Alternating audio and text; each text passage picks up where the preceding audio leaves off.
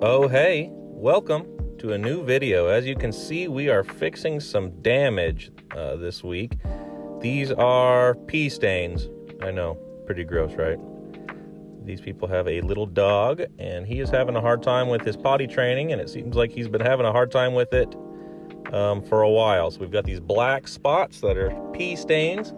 Those are obviously not going to sand out, so that all has to be removed. Little Giorgio is the dog's name. Hopefully he, I don't know, can get some potty training going or something, but he is 7 years old, so you'd think by now he would know better. It seems like that is not going to happen. So we are tearing out these boards, and we're going to replace them with new 2¼ inch wide select red oak. Then we're going to be sanding and refinishing this entire upstairs hallway, and staining it back to this color, which is early American, so that way it kind of matches their staircase and some other floors that are in the house. So there was a quick shot of all the tear out I did, and now we are putting the wood back into place. So I went in just a little bit into the closet there. I think he must pee on that the door frame, and so tore all that out, and we are slowly replacing the wood here, knocking it into place, gluing it where we can. I'm just using some Gorilla Glue in some of the grooves, and installing that back. I did a patch on the other side as well, but forgot to press record on my phone, so I don't have any clips of that, but you will be able to see the patch as I fill it.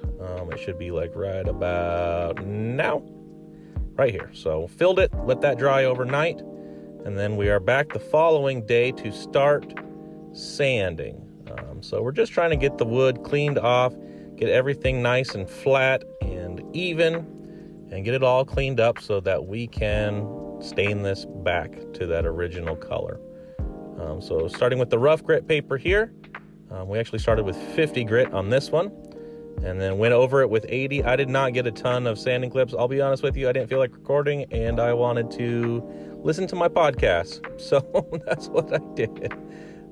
But once it was fine sanded with 80 grit with the big machine and the edger, I went over everything with the orbital sander and a light as well. There is 80 grit paper on the orbiter, and we're just kind of going around getting any sanding scratches out that could be left behind from the edger. The light really shows off all of those imperfections, so make sure we sand everything out, get the sanding as perfect as it can possibly be before starting to put the stain back on.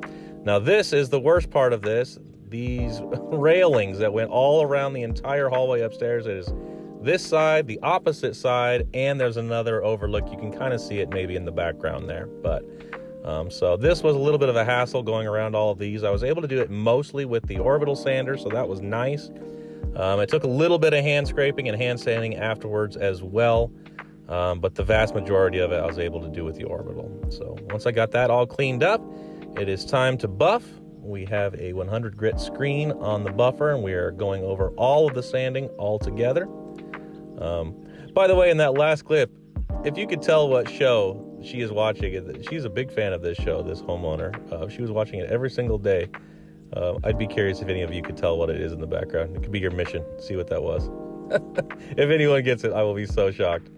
But anyway, back to this. We're just vacuuming it up now, and now we are water popping the floor. This is just a sponge with water. We're going over the entire floor with this. This opens up the grain of the wood to accept the stain more evenly. I do this on all of my stain projects. I'm sure you've seen me do it in the past. So we just wipe this all down. Then we're going to give this about an hour or so to dry. Once it's dry, it is ready to be stained. So taped everything off. You can see the blue tape all over the trim that we did not remove on this project. We taped off all the spindles on the railings, all that sort of thing, and we are staining it now. So I decided to do this one by hand because it's upstairs and open railings. I was a little bit worried about using the buffer on that and flicking stain to her downstairs, so I decided the easiest and better way would be to just do this one by hand. So I kind of did most of this project by hand. I coated it on my hands and knees as well. So kind of letting it sit. I wipe it on there, let it sit a couple minutes. I don't know why. I probably should have cut that short in the clips, but and you come back and you wipe it down. So going over the whole floor with that early American stain, letting it sit there a little bit, and then you come back and wipe it, going around all the railings and the spindles as well. So once we got it all stained, and this is not a huge project this week. It was only, I think it was like right at 150 square feet total. But just with the repairs and with kind of, honestly, all the spindles and everything, it was just kind of a little bit of a hassle floor this week. So here it is all stained. This is the following day, and we are going to apply 3 coats of finish today. This is Bona Mega 1 I am using on it. I prefer Bona products over stains. Just they don't, I don't have any chemical reactions or anything. It goes on it so nice.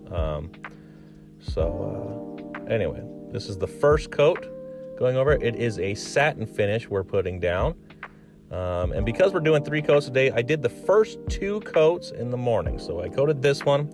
I gave it about an hour and a half to dry. I came back and coated it again. Let that dry for 2 hours.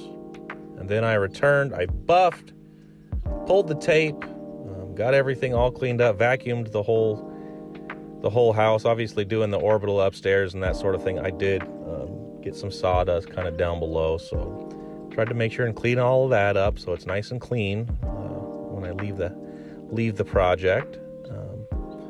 But then we put the final coat on. So here is after